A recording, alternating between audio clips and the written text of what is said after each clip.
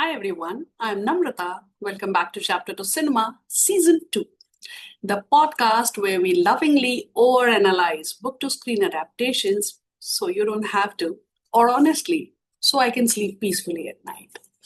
Today's episode is how do I put this gently?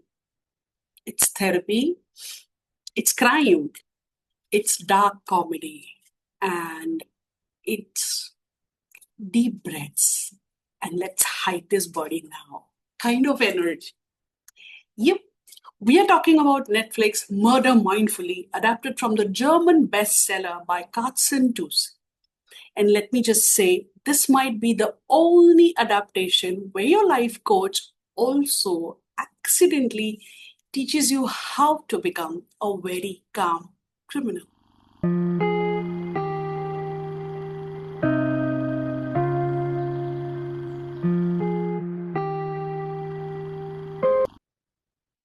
Now, before we proceed, my pronunciations might not be right about their names, but trust me, the love that I have for all of them is very, very honest.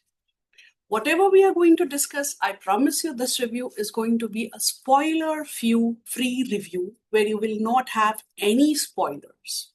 So now, here's the vibe. We follow Bujan, a burnt out lawyer who's drowning in work stress, toxic clients, and zero work life balance. Very relatable, very LinkedIn core.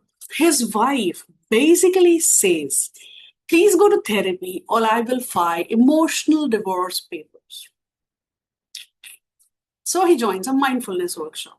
The usual breathing exercises, living in the present, setting boundaries, choosing peace. Normal stuff. Except John takes these lessons a little too literally. And somehow, through a series of very unfortunate and very funny events, mindfulness leads him to murder. But calmly, very centered, very, I respect your energy, but you have to go now. And that's what the show is about. Now, the book by Karsten Dusse is already wildly popular because it blends self help philosophy with crime satire, which is such a bizarre combination that it just works. It reads like half therapy manual, half crime novel, and a larger part of it like, what did I just read? Trust me when I say this, this is one of the best series I saw in 2026. As a murder mystery fan, as somebody who enjoys watching all these mystery series, including serial killers, I loved this one. And it made me think about so many things so differently. Well, the way I describe it, it is three halves, but then we don't do the math here because this book and this show is much more than just three halves. What I just loved about this series is that it really, really gets the tone absolutely bang on. It's just right. Because the story could have gone very wrong. It could have become too dark, it could have become too preachy or accidentally motivational. Instead, Netflix leans fully into the deadpan humor. The murders are not glorified, okay? They are awkward, they are messy, almost administrative. Like Bujot is just checking items off a to do list, kind of administrative, like meditate, set boundaries, dispose of a body. That's peak productivity right there, isn't it? Now let's talk about the performances and direction. The lead performance is just too good. John is played with this wonderfully straight-faced, exhausted energy. He's not a villain. He's not a hero. He is just deeply done with everyone, with the whole world. And honestly, haven't we all been there? Haven't we all felt that? The comedy works because nobody winks at the camera. Everybody treats the absurdity very seriously, which makes it 10 times funnier. The direction keeps everything clean and minimal. Very mindfulness aesthetic, soft lighting, calm spaces, serene music, and the chaos is unfolding. I mean, you see the contrast? It's hilarious to watch. So let's talk about what worked here. I would say the tone, of course, that's the first thing, because everything is balanced between a satire and thriller, and it's perfectly balanced.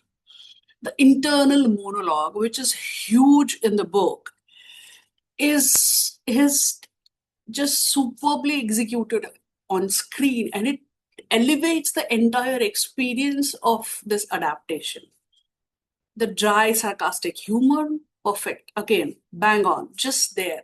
Not too much, not too less, just the right measure of that humor which is needed. And surprisingly, the philosophy.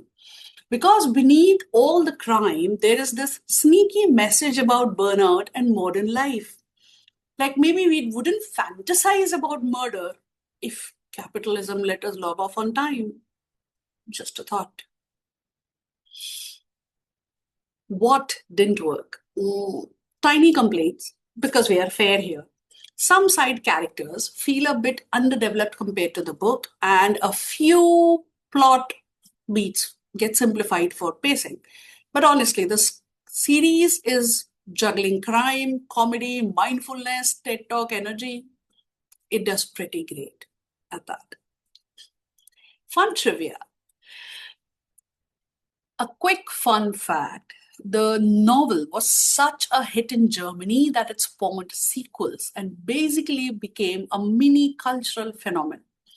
So, this adaptation already had a fan base going on, and thankfully, it does not disappoint. Just to add here, it has already been renewed for a second season. Now, let's see what surprises are there for us. Final thoughts. So here's my verdict. If you like dark comedies, crime thrillers, satire, or shows where the protagonist solves problems with breathing techniques and questionable decisions, Murder Mindfully is absolutely your vibe. It's weird, it's smart, it's slightly unhinged, and surprisingly therapeutic. It'll make you laugh, it'll make you think, and most importantly, it'll give you a brilliant time watching it. It promises a great. And honestly, it's the first time I watched a murder show and thought maybe I should journal a bit more than what I usually do. And that's it for today's episode of Chapter to Cinema. If you have watched Murder Mindfully, tell me, did the adaptation work for you? Did the mindfulness hit or did the murder? As always, keep reading, keep watching, and keep questioning the stories you love. I'm Namrata, and I'll see you on the next page. Thank you so much for joining us.